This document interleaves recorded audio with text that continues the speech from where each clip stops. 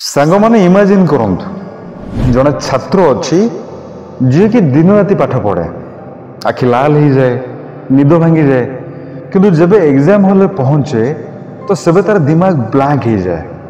अन्य पक्षरे आउ जड़े छात्र अच्छी जी कि शांत आ स्थिर सी बहुत ही कम समय पाठ पढ़े किंतु जितेबाला पढ़े पूरा फोकस सहित पढ़े आ एग्जाम रे पूरा आत्मविश्वास सहित सब क्वेश्चन आंसर दिए।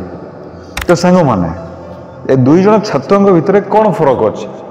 फरक होउची ऊर्जा रे, चेतना रे, आ सबुठु अधिक ब्रह्मचर्य रे। हाँ सही ब्रह्मचर्य जहाँ केवल बीर्जर सुरक्षा नुहे बरं विजयर चाबिकाठी होता है। तो सांग माने प्रथम आम जानिबा कि ब्रह्मचर्य कौन? लोक माने भावती कि ब्रह्मचर्यर माने हेउची केवल शारीरिक संपर्क ठारू दूरे रहियो किंतु प्रकृत रे एहार माने हेउची मन बाणी आ कर्म रे संयमता रक्षा करियो। आपनकर चिंताधारा आपनकर इंद्रिय आ सबुठारू बड़ कथा हेउची आपनकर ऊर्जा को सठिक दिगरे परिचालना करियो। जेबे जने छात्र ब्रह्मचर्य पालन करे सेबे तार मन अस्थिर होगा बंद हो जाए, फोकस पावर बहु मात्रा रे बढ़ी जाए आ मस्तिष्क कंप्यूटर परी अधिक द्रुत गति काम करने लगे। सांग माने आम शरीर जो बीर्ज अच्छी ताहा केवल गोटे जैविक पदार्थ नुहे ताहा हेउची कंसंट्रेटेड वाइटल एनर्जी जहाकू योग और आयुर्वेद रे ओजस बोली कहा जाए। जेतेबेले एही बीर्ज को बारंबार फालतू नष्ट करा जाए सेतेबेले व्यक्ति जनक दुर्बलता आलस्य द्वंद्व और निष्पत्ति नेबार शक्ति रे ह्रास अनुभव करे किंतु जेतेबेले एहाकू संरक्षित करा जाए सेबे से ऊर्जा रे बुद्धि तेज होता है, एकाग्रता स्थिर रहीता है और आत्मविश्वास प्रबल मात्रा रे बढ़ीता है। स्वामी विवेकानंद निजे कहिथिले कि बिना ब्रह्मचर्य रे कोनोसी भी बड़ कार्य हेई परिबो नाही। से निजको सर्वदा कामना वासना ठारू दूरे रखिथिले।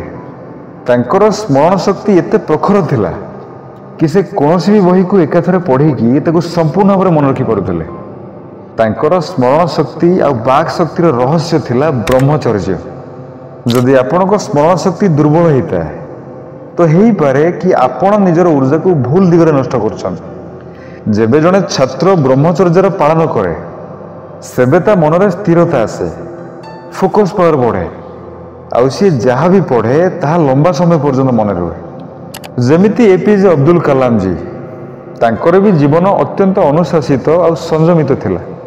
सी केबे भी अजथा जिनिस संपर्क किंबा उत्तेजना रे तांकर समय नष्ट करनथिले। आ रिजल्ट आपनक सामना रे सी भारतर राष्ट्रपति हो पारे, सी भारतर सर्वोत्तम वैज्ञानिक मान भितर गणा हो पारे। किंतु आजिर युवपीढ़ी पाठ पढ़िया बदल में फोन व्हाट्सएप फेसबुक और इंस्टाग्राम रील्स भितर बुड़िकी रोचंती।